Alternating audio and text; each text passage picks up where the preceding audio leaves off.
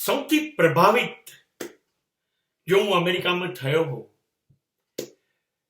તો એના વાતાવરણથી, એના કુદરતથી, એના રસ્તાથી,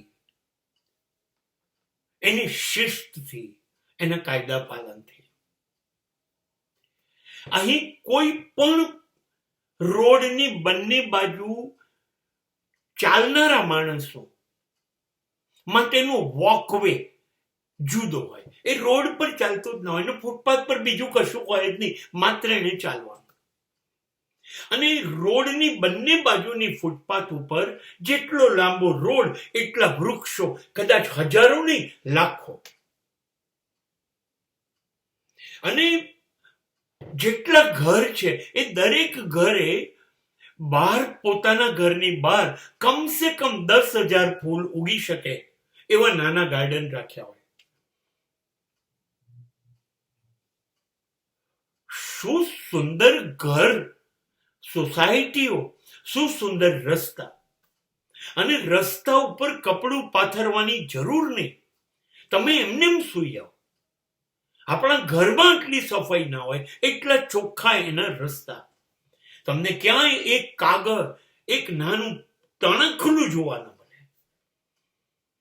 સવારના 6 વાગ્યાથી લાખો કર્મચારીઓ માત્ર રોડ અને ફૂટપાથ સાફ કરવા માંડે છે. કોઈ પહેલા તો ફેંકતું નથી કશું, પણ છતાંય સાફ સફાઈ ના માણસો, હા, સાફ સફાઈ કરનાર માણસ આવે ગાડી લઈને અને બહુ સુંદર કપડા પહેર્યા હોય ને એનો પગાર પણ બહુ સરસ હોય.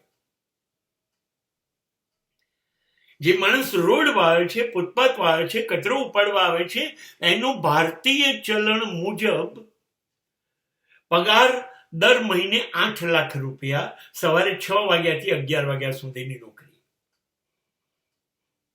એટલે પહેલી વસ્તુ સ્વચ્છતા અદ્ભુત. અને નંબર 2 વાતાવરણ. અહીંનું વાતાવરણ એટલું બધું સરસ રહે છે. અહીંનો શિયાળો તો અદ્ભુત. અરે ઉનાળો તો આપણા શિયાળા કરતાંય ઠંડો. અને વરસાદમાં પાણી ઓછું પડે, બરફ વધારે પડે. એટલે દરેક ગાડીઓ બરફવાળી થઈ ગઈ હોય, રસ્તા બરફવાળા થઈ ગયા હોય, ઘર આખા બરફથી ઢંકાઈ ગયા હોય. અને કાયમ એટલું ઠંડુ. અને આ ઠંડીના લીધે ફૂલો અને વૃક્ષો એ આખા બરફથી છવાઈ જાય. બરફમાં તમારી જ્યાં પણ નજર પડે ત્યાં માત્ર સુંદરતા, સુંદરતા, સુંદરતા દેખાય. મેં એવું નક્કી કર્યું હતું, આ ઠંડી, આ બરફ, એમ જ ચાલવા જઈશું તો માંદા પડીશું. 1 કિલોમીટર જઈ આવવું. પણ જ્યારે મેં જોયું પહેલી વાર જઈને, ત્યારે વાતાવરણ એટલું અદ્ભુત હતું કે હું આજે રોજ 10 કિલોમીટર ચાલું છું. મને પાછા જવાનું જ મન નથી થતું. કે બંને બાજુ વૃક્ષો, બંને બાજુ ફૂલો અને દર 1000 ફૂટે ફુવારા અને પાણીની કેનાલો બંને બાજુ ચાલુ.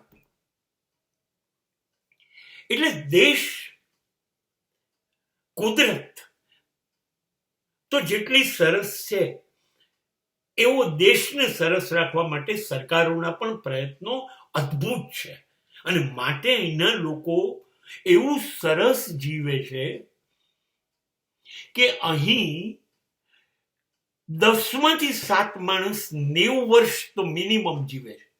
10માંથી 7 90 વર્ષ. અહીંયા આયુષ્ય ખૂબ લાંબુ છે. એનું કારણ વાતાવરણ છે